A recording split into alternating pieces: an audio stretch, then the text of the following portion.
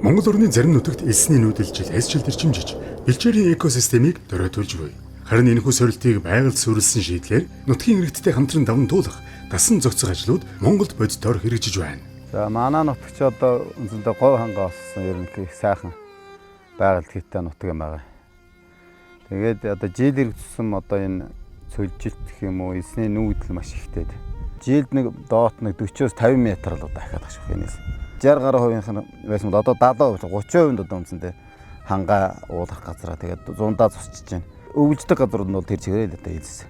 Адапт төслийн хүрээнд 4 га элсний нүүдлийг зогсоох гэж байж байна. Манай орчин дээр 2 га байж байна. Хашаас нь талбай маань одоо энд байна. Нэг 1360 тийм модон дотор хамгийн их сайн ургадаг хайлаас улаас жишээлбэл тэгээд наан одоо чацарган бас ашигтай урмлуудыг одоо моджуулахаар ингэж төлөвлөсөн байгаа. Хашаалсан хэмжээгээр өвс ногоо нь арай илүү ургаад ингэж ирэхээр хөрсжилт арай дээр нөгөө малын хөлөөр ингэж талхалгадахгүй яг ногооны хувьд одоо ингэ бас боломж юм байна. Дөрөөдсөн бэлчээрийг сэргээхийн тулд бэлчээрийн талбайг хашиж хамгаалснаар хөрс сэргэж ургамлын гарт сайжирч цаашлаад байгалийн хадлан амрах боломж бүрдэж буйд нутгийн иргэд сэтгэл хангалуун байна. Энэ манай жаргаланд 2 дугаар огт энэ хадлагын ийм талбайг атап төслөөс ингэж 25 гааг биднэрт ингэж хаяж талбайж өгсөн. Тэгээ ноёдны 25 онд бид нэр шаадлаа аваад ямар ч байсан нэг баг баригадаар нэг 50 тонн хадлаа авцаа. Ер нь цаанаас энэ атап төсөл бол ер нь биднэрт бас аваа юм хийсэн. Хүн болгон 1-2 3 машин үүс авсан тэргээрээ 90 сая орлоо шүү дээ. Дажгүй. Тэгээ энэ дотроо байснаа хавар мал төлөлгөөр авсан. Улс самтын чинь бас их л баяр хэлсэн. Энэ биднэрт бол өнгөөж өгсөн.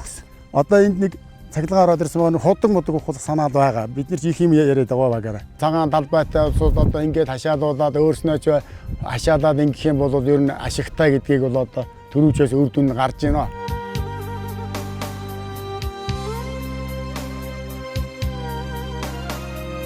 Төстөөс энэ манай багад бол энэ 20 га газар байгалийн хадлан 25 оны 6 сард ингээд хашиж өгсөн юм аа. Хангаад өвлждөг нэг 17-8 айл эдгийн. Эннээсээ тэгэл байгалийн хашгийг хүртгэл ингээд хашчаал хараал байж. Ер нь л манай энд бол нөгөө хангаа өндөрлөг газарлаа цаасын ундаг өвлжилт бол маш хүнд.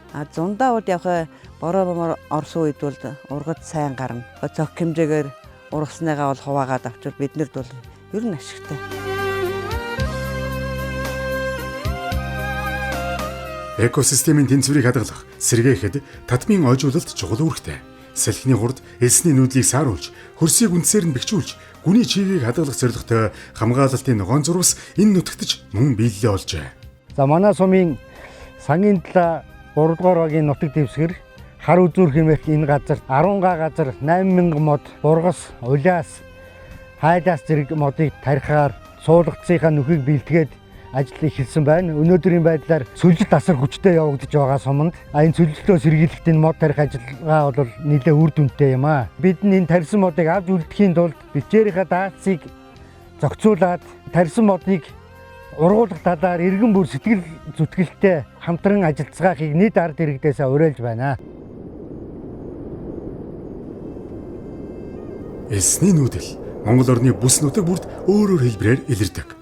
Иймд адапт төслөөс нутаг бүрийн онцлог тохирсон байгальд суурилсан шийдлийг нутгийн иргэдтэй хамтран хэрэгжүүлж буйн нэг жишээ нь Ховд аймгийн Зэрэг сумд хийгдсэн тойрон элсний ойжуулалт юм. Энэ тоороо элс маань бас удаан жилийн түүхтэй ийм байгалийн сайхан сонин тогтоц энэ элсний нүүдлийг сааруулах, цөлжитийг бууруулах зорилгоор бид нар мод тарих нь чухал юм а гэж ингэж үзсэн. Адапт төсөлд саналаа тавьж энд тоороо төгөл байгуулж олон төрлийн модыг тариад байгаа юм а. 5 га талбайд нийтдээ 5000 үржүүлгийн мод байна. За тоороо модноос гадна цаашаа бид нар энэ макарс буюу эгэл нишин гэдэг энэ сангийн гэрбэнд ургаж байгаа модыг авчирч ургуулсан байгаа. За дээрээс нь бид нар бургас, улаас, хайлаас их моднуудыг бас энэ тарьсан байна. Ойжуулалтын үр дүнг хамгийн ихээр мэдэрч буй хүмүүс бол нутгийн иргэд. Тэдний өдөр тутмын арчилгаа, тордлогооны үр дүнд элсэн дунд ногоон төгөл бий болох цаг ойрцоор байна. Цөлдөлтэй газар болохоор мод тарихгүй болохоор болохгүй юмаа. Тэгэл мод тариал Тэгэл одоо тэргээ услаад тордоол тэгэл ургуулахыг бодно да. Малаа оруулахгүй тор дотоо дээр тороо хамгаалan байнга 14 5 өрх байна гэдэг дэвшээ тоош гэдэг. Манайхыг голтно үт. Бид нэр одоо булга шамд усан ширгээд уусгүй ундуулах учраас мод тэрэ тэгээд чийг нь газар өөднө гарч ирвэл бас биднүүт хэрэгтэй ашигтай байгалаа юугаа дэлхийгээ хамгаалах юм.